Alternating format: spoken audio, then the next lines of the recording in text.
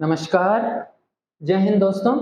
हम बात करेंगे मानव रोगों के बारे में कि किस चीज़ से फैलते हैं, कौन से वायरस होते हैं, कौन से बैक्टीरिया, फंगल इन्फेक्शन जो भी हो, हर चीज़ पे अपन विस्तार से बात करेंगे। अभी अपन स्टार्टिंग करते हैं, भूमिका बनाते हैं कि किस रोग का अध्ययन किसके अंदर होता है और अपने रोगों का अध्ययन कौन से विज्ञान में होता है, उन सब के बारे में अपन बात कर लेते हैं। ठीक है, आओ देखते हैं। सबसे पहले हम बात करेंगे कि रोगों का अध्ययन कौन से विज्ञान में किया जाता है।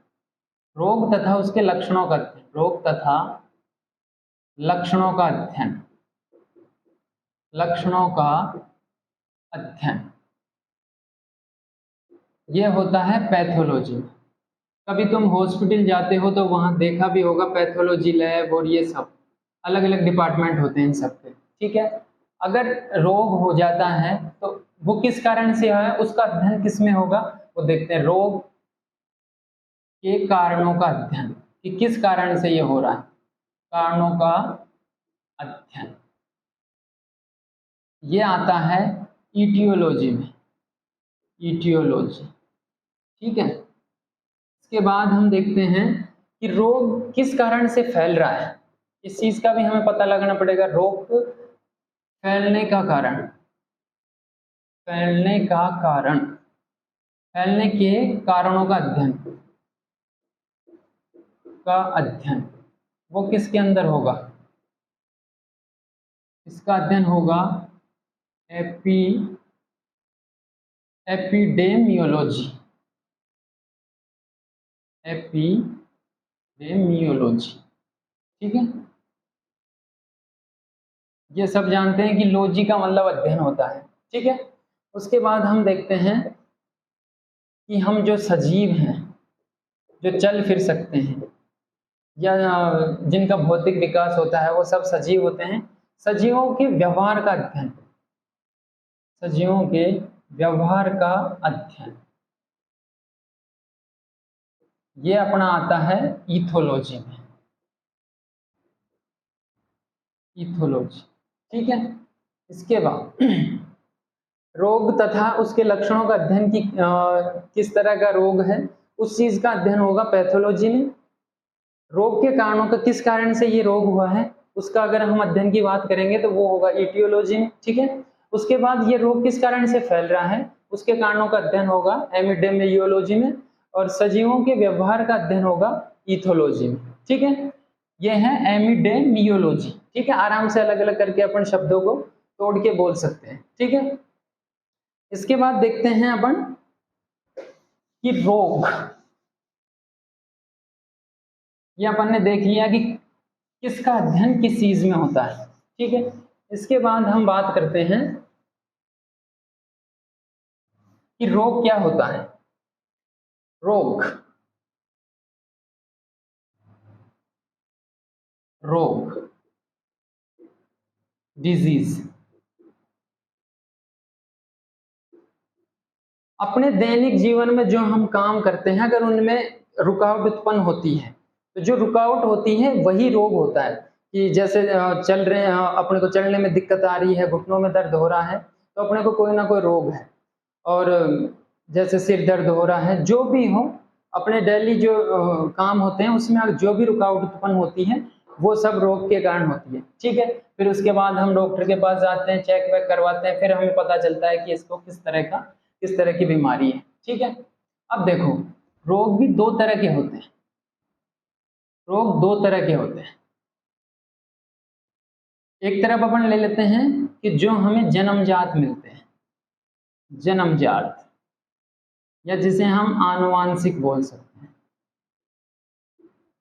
जो हमें विरासत में मिलते हैं, आनुवांशिक। ठीक है, और दूसरा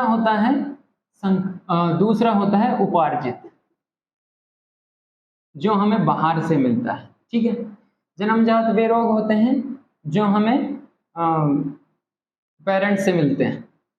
ठीक है, गुणसूत्रों के द्वारा, जैसे फादर में कोई कमी है तो वो गुणसूत्र उसके संतान में आएंगे तो उसमें भी वो बीमारी आने की पूरी आशंका होती है। ठीक है, अब बात करें अपन उपार्जित की। अगर बात करें उपार्जित की, उपार्जित वे रोग होते हैं जो हमें बाहर से मिलते हैं। या अपन डेली रूटीन में कहीं जाने आने, खाने पीने, जिससे भी हमें बाहर से मिलते हैं, ठीक है। इसमें उपार्जित रोग भी दो प्रकार के होते हैं। पहला संक्रामक और दूसरा असंक्रामक, ठीक है। संक्रामक रोग कौन से होते हैं? संक्रामक रोग वे होते हैं जो एक से दूसरे में फैलते हैं। जैसे मुझे कोई बीमारी है और कोई मुझे टच करता है, मैं जो भी चीज यूज कर रहा हूँ उस चीज को यूज करने से उसको भी वो बीमारी हो जाएगी। ऐसे रोग आते हैं संक्रामक के अंदर। और ये कौन से रोग होते हैं? जैसे हम एग्जाम्पल की बात करें, ये होते हैं बैक्टीरियल, वायरस, फंगल और ईच अदर। जो बैक्टीरियल, वायरल और जो फंगल जो रोग होते हैं वो संक्रामक के अंदर आते हैं, ठीक है। उसके बाद हम बात करें असंक्रामक की। असंक्रामक में कौन कौन से आते हैं? असंक्रामक में वो रोग आएंगे जो जैसे किसी विटामिन की कमी है, विटामिन, मिनरल्स, ठीक है। और हम देख लेते हैं प्रोटीन, हार्मोन, इनकी कमी से जो रोग होंगे वो रोग आएंगे असंक्रामक में, जो एक ही व्यक्ति तक सीमित होते हैं, जो एक पर्टिकुलर व्यक्ति में सीमित होंगे। ये छूने या उसके सामान यूज करने से अपने अंदर नहीं फैलेंगे, ठीक है। तो रोग हो गए दो प्रकार के, एक हो गए जन्मजात जो हमें मिलते हैं, एक हो गए उपार्जित। उपार्जित दो प्रकार के हो गए, संक्रामक और असंक्रामक।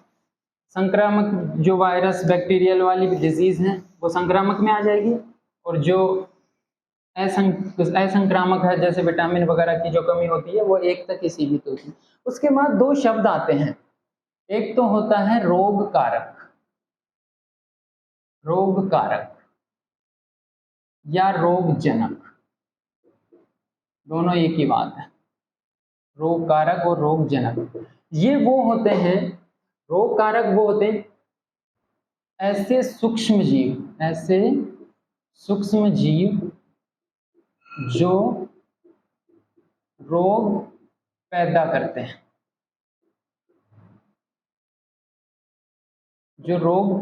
हैं, जैसे अगर एग्जाम्पल की हम बात करें, जैसे जीवाणु, बैक्टीरिया, विषाणु, वायरस, कवक, और अपन बात कर ले प्रोटोजोआ,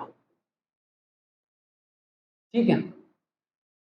रोग कारक वो होते हैं जो रोग उत्पन्न करते हैं, और रोग उत्पन्न कौन कौन करते हैं? जैसे जीवाणु हो गए, विषाणु हो गए, कवक हो गया, प्रोटोजोआ हो गया।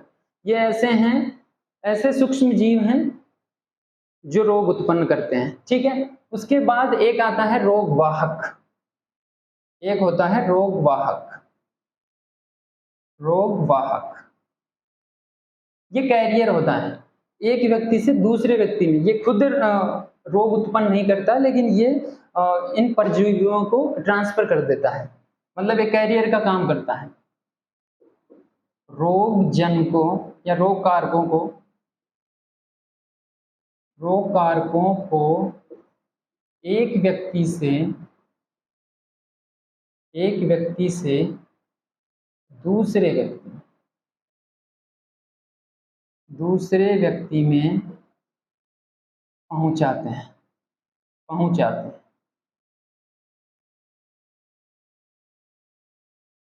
ठीक है। जैसे उदाहरण, मच्छर हो गया, मक्खी हो गई, और अपन ले लेते हैं पिस्सू हो गया, और ऐसे बहुत सी चीजें हैं, ठीक है। रोग कारक हो गया जो खुद रोग उत्पन्न करता है, और रोग वाहक हो गया जो एक व्यक्ति से दूसरे व्यक्ति के अंदर रोगजनक जो होते हैं उनको ट्रांसफर करते हैं। जैसे मच्छर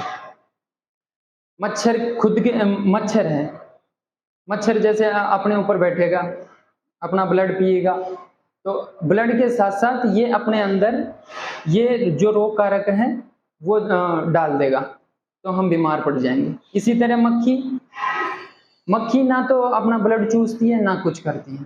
मक्खी जैसे गंदी जगह पे बैठी, वहां पे कोई बैक्टीरिया है वो इसके चिपक जाएगा और ये फिर अपने खाने वाने पे आके बैठ जाएगी और अपन उस खाने को फिर खाएंगे तो वो फिर भोजन के थ्रू अपने अंदर चले जाएंगे। ठीक है, तो इस तरह से ये भी कैरियर होती है, इसलिए तो भोजन को हमेशा ढक के रखना चाहिए। ठीक है, तो हमने देख लिया कि कौन से विज्ञान का रोगों का अध्ययन किस में होता है, इसके कारणों का अध्ययन किस में होता है, और व्यवहार का, सजीवों के व्यवहार का अध्ययन किस में होता है, रोग कारक क्या होते हैं, रोग वाहक क्या होते हैं, और अपन ने देख लिया संक्रामक रोग और असंक्रामक रोग। ठीक है, अपन ने आज भूमिका बनाई है। इसके बाद कल से विषाणु से कौन सी है बीमारी होगी, जीवाणु से कौन सी, कवक या कृमि जीवी, जिन जिन से रोग पैदा होंगे उनको विस्तार से अपन अगली क्लास से शुरू करेंगे। ठीक है, जय हिंद।